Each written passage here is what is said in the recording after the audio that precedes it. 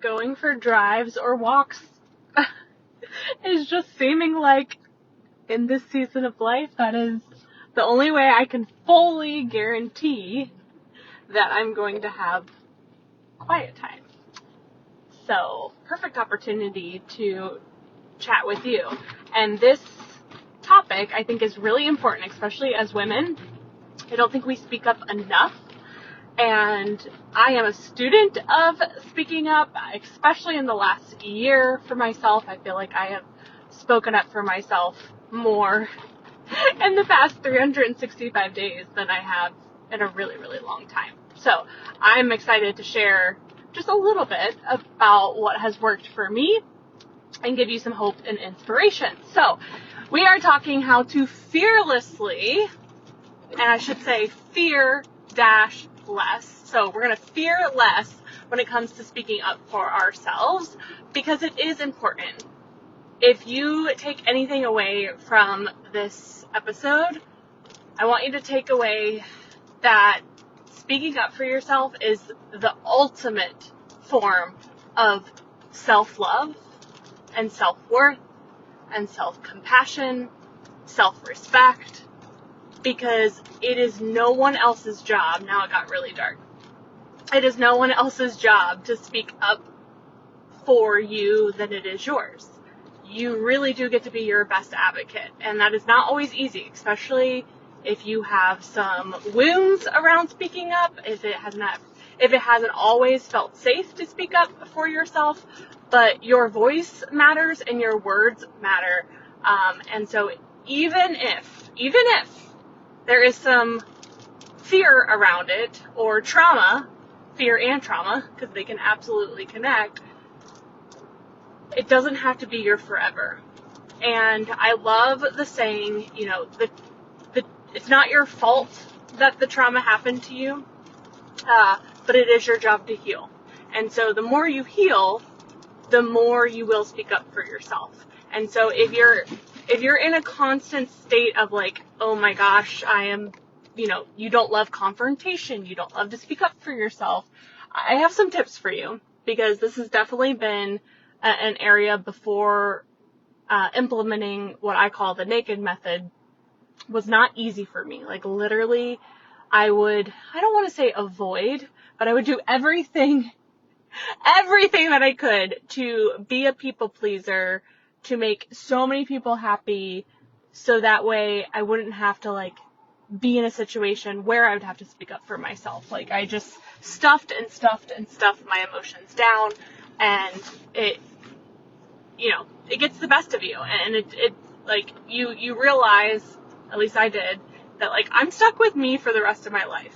I can't control people staying in my life, or even I guess coming into my life I can, but staying in my life I don't have full control. So I would much rather be really happy with myself, being me and myself, and then knowing that everyone that chooses to stick around really likes the real me, whether it's business or personal or a mixture of both. I want people to just like me for who I am, and I think that I think everyone deserves that. And so in order to do that, you have to speak up for yourself. You have to be authentically you. And that, again, is not always easy, but we can take baby steps. So I want to share just a couple tips with you to either get the party started and or up your game. Because I think there's always room for improvement. And since this month is all about fearing less, I just want you to have this in your mind, because speaking up for yourself is just so powerful. So shout out to Rebecca with Authors Allies for sponsoring this episode. She is on a mission to help authors get their voice out there, which I think is so important and so needed, and really help you market your book. A lot of authors love writing books, but then they're like, but now what? And that's really where Rebecca comes in. So make sure you contact her and learn all the ways that she can support you. She can do things for you. You can be in her super affordable membership, and she's got, digital downloads and all of the things. So make sure you contact Rebecca with Authors Allies. So I want to give you a couple tips. So first and foremost, you deserve to speak up for yourself. like I said, it is one of the highest forms of self-love. You can't see me right now because it's super dark. But it's not always easy. We can start small. So literally, I went and got the family some food, and the order was incorrect. So I spoke up for myself, right? So that's a small example. I'll turn on a light here in a second because I'm back in the neighborhood. But you can start small. Now, sometimes we can not speak up and be like, oh, well, it's not a big deal. But it is a big deal because, again, like, people are not mind readers. So if I would have just taken the food and then walked away and been mad, you know, at some point you've got to take the responsibility. Like, if I'm choosing not to speak up, like, can you still be mad? Yes. But is it 100% fair? No, because you didn't give somebody the opportunity to at least try to make it right, in my humble opinion. So we can't control what other people do after we speak up, but at the very least, I feel like speaking up for yourself builds so much true confidence because you did your part. And that is huge, because if you don't do your part, then you'll never know what could happen, right? And, you know, there's big moments to speak up for yourself, and there's, you know, small moments, but I think you can start with the small stuff, and it can really, really make a huge impact. Let's see if I can turn on some lights here. I'm in my neighborhood now, so I'll just park outside my house and we'll just chat. I'm not avoiding going back in. I don't know what you're talking about. No, I'm just kidding. It's just been crazy with 2 kids. So, okay. So start small. Don't go right to a big conversation. Go to something small, and it will build some confidence, and you feel so much better. I'll never forget when I had like super short pixie hair. I was at Great Clips, and I'm very particular about my hair. All the styles I've had. But obviously going to Great Clips, there's only so much that, like, you get what you pay for at Great Clips. And the gal that was cutting my hair that one time, like, I literally had the shortest, spikiest hair, but I still was really particular. Like, I liked the faux hawk in the front to be longer, than everything else. And so I'm sitting in her chair, this was a couple of years ago, and she just keeps cutting, and she keeps cutting, and she keeps cutting, and I'm literally looking in the mirror as she's doing it, and I go, I should speak up for myself. I should speak up. I should say something. And I didn't. I walked out of there with a smile on my face. I paid. I think I even cried when I got in the car because I felt like I looked like a boy. And I could have stopped it. I could have stopped her in her tracks and said, okay, you're cutting it too short. It's too short. Stop. And I didn't. And so, again, that's the power of speaking up for yourself, is like so much power in speaking up. And we're so afraid of either hurting somebody's feelings or confrontation, but we can't live in fear. Like, we cannot choose. What I desire for us is to live less in fear. I want us to make less decisions out of fear, because her feelings could have been hurt, right? But at the end of the day, that can still totally be valid, and I can stop her from cutting my hair because it wasn't what I wanted, right? Like, the duality is so powerful, and I think that that's really what I've worked on in the last year, is like, someone can be upset with you, but you can be proud that you spoke up for yourself. Obviously, you can always have kindness, but like, everyone can have their experience. You just get to decide what you want your experience to be. So we're going to start small. Now, when it gets to the bigger conversations, I do believe that there is power in you asking someone else. So this is more like if there's something like heavy that you want to share. I'm really big on heart-to-hearts. I used to call them clearing conversations, and that, I don't know if I love the vibe of that, and this year has been all about the vibe. So if I really care about someone, I'm leaning more towards calling it a heart-to-heart, because if I care enough about somebody and I want to have that conversation, it's because I want to continue to have a relationship with them.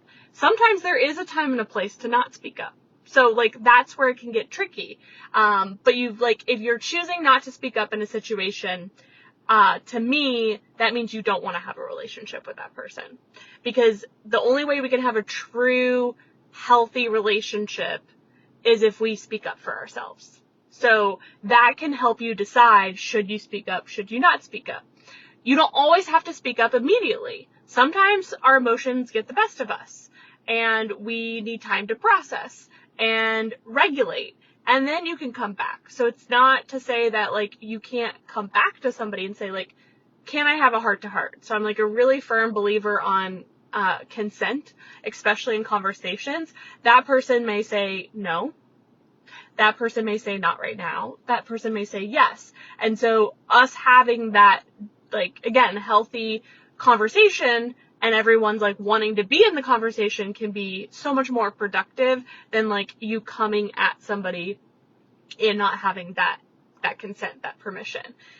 So that can be huge. Now, when it comes to, like, us wanting to continue to have a relationship with somebody, when we speak up for ourselves, I think it's really important to then decide, again, in a healthy relationship, how do you want to move forward? Because is this just a situation where you need to, like, share your voice and how you felt, and there's nothing really that needs to, like, change? Or is it like you speak up and then you share moving forward, like, what the plan is, what the protocol is, and it will depend. And speaking up doesn't always have to be like your feelings were hurt or you're upset or frustrated. Speaking up can literally even be, you have a social media post idea and you want to, like, speak up and share about it, right? Then go do it. Like, one of my biggest things that I keep saying to myself is, anytime I have, like, inspired ideas or I just, like, want to go do something, as much as I can, I'm honoring just going and doing it and being detached from the outcome. Because, again, highest form of self-love is honoring you, honoring your voice, honoring your thoughts and your ideas. Now, do we need to act on everything immediately to have, like, the ultimate form of self-love? No. But I want you to do it more than you're not doing it. So if you have this inspired idea to create an offer, then I want you to, like, go talk about it. Again, use your voice. If you need help, we get to speak up. If you need to understand something more because you don't fully get it, we get to speak up. And so it can literally start as small as, this is what I need, right? I'm unsure what I need. I am frustrated. I'm overwhelmed. I need help, right? Like, just you even saying a few words to somebody can really make a world of a difference. That way we don't get in the slippery slope of everyone assuming that they know what you're thinking and feeling, and then you getting frustrated that people aren't honoring you and your needs and your wants and your desires. So, like, us taking the personal responsibility of, like, if it's to be, it's up to me. Like, happiness is an internal job. And I think a part of your happiness is speaking up for yourself, is taking inspired action. And so it's no one else's job but ourselves. Now, again, you can always ask for help. You can always speak up and ask for help. So you don't have to do it alone. But, like, you've got to be the one to get the party started and keep the party going. And it's everything. It makes you feel so powerful. It makes you feel so powerful. So if this has not come easy to you, or it has not always felt safe for you to do this, I just want you to start small with maybe an order that you got and it's not correct. Maybe you're getting your hair cut. Maybe when you are, buying something at the store and you thought it was supposed to be on sale and you speak up and say something. So start small, expand your comfort zone. But what you'll find is when we speak up more and more and more for ourselves, it literally creates so much relief, because then you don't hold on to resentment. Resentment is a very low energy. It's a very heavy energy. And so when you don't hold on to that resentment, that frustration subconsciously, you feel so much lighter. Like, have you ever had a really good cry and the next day you wake up and you're like, man, I feel like 1,000 pounds lighter. It's a release of your emotions. You are supposed to release your emotions. And so a huge part of that is you speaking up. You can do it in a very kind way. You can do it in a very tactical, trauma-informed way, but we've got to do it. And we get to do it more and more and more. And so start small, keep working towards it, and just know that you can always choose. Should I speak up for myself? Should I not? And just make sure, again, what can really help you in those bigger moments is, am I making my decision out of fear? And if the answer is yes, then we get to choose again. Because it is not worth living a life filled with fear. And it may take you a little bit of time to work through that and strategize, but make less and less decisions out of fear, and you'll live a happier life. So I love you so much. Share when you speak up for yourself next. I would love to know. And just know that you deserve for your voice to be heard. And it will feel more natural the more you do it. So go speak up for yourself. I love you.